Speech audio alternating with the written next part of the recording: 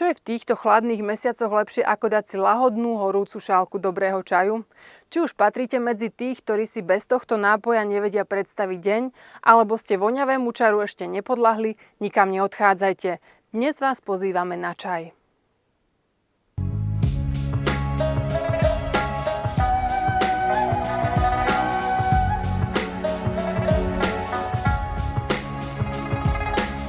O tom, ako bol čaj objavený, rozprávajú dve legendy. Tá známejšia pochádza z Číny a hovorí o cisárovi Shen Nungovi, ktorý čaj objavil úplnou náhodou.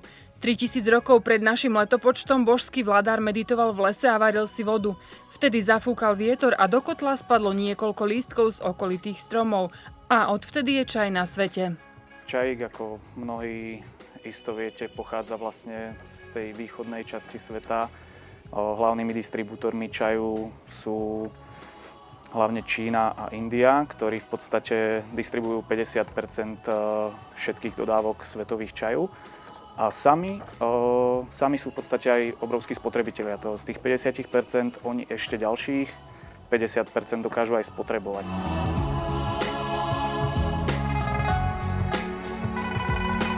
Patrí to medzi také tradície. Už v Anglicku bol známy od storočia čaj o 5., v Afrike čaj o 11. V Číne sú 1000-ročné tradície pri zalievaní a varení čaju. Sú tam najstarší čajovníky na svete, takisto sa to prenieslo aj do Európy, preto sme aj my prebrali po Číňanoch a po Indoch, respektíve z Indie, takéto zvyky.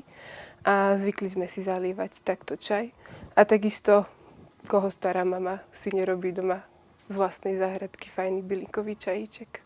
Hneď na úvod, aby sme uviedli veci na pravú mieru, ten pravý čaj, o ktorom teraz budeme hovoriť, nie sú tie malé čajové vrecúška, ktoré dostať kúpiť v každom obchode. V podstate sáčkové čaje je to len odpad z čajovinníka alebo z čajoviny, ktorý sa v minulosti v podstate používal ako hnojivo. Až v súčasnej dobe je používaný do sáčkov a predáva sa za veľmi priaznivých cien. Ak teda máte chuť na skutočný čaj a vo svojej poličke ho nenájdete, stačí si zájsť do čajovne. Tu si môžete vybrať od klasických ovocných čajov až po pravé zelené, ktoré vás ohúria už samotnými názvami ako Lung Ching, teda dračia studňa, čo je mimochodom najznámejší čínsky čaj.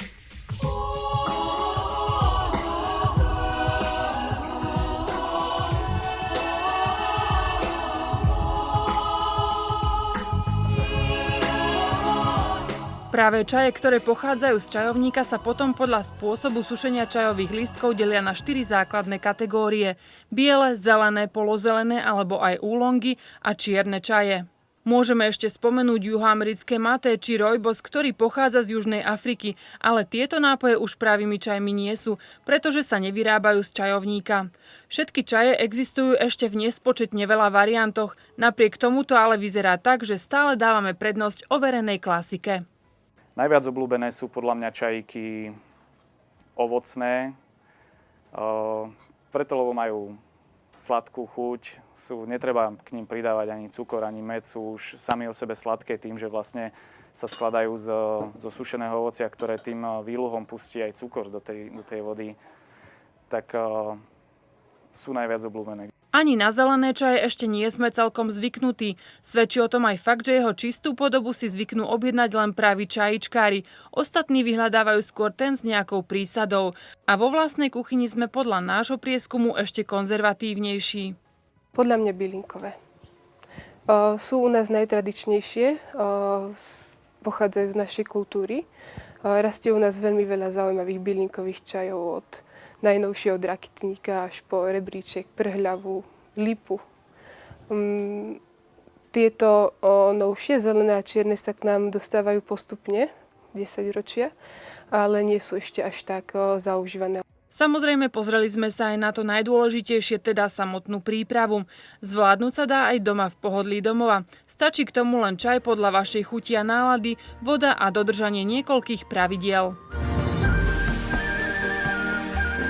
Je dobré na tú prípravu využívať prefiltrovanú vodu, aspoň s nejakým jednoduchým filtrom, ktorý si dokážete zakúpiť. Pri zelenom čaji je jedna dôležitá zásada, že sa nesmie dávať do vriacej vody. To znamená, že vodu necháme zovrieť, ale potom ju treba nehať postáť, najlepšie v keramickej alebo sklenenej nádobe. Nemalo by to byť v kovovej, aby sa vlastne nezničili nejaké tie prvky, ktoré ten zelený čajík obsahuje. Tú vodu necháme postať nejaké 2 minútky zhruba, aby dosiahla tú teplotu tých 70 stupňov. Zanedbať by ste nemali ani správnu gramáž. Ak pripravujete zelený alebo čierny čaj, navažuje sa 7 až 10 gramov čaju na pol litra vody.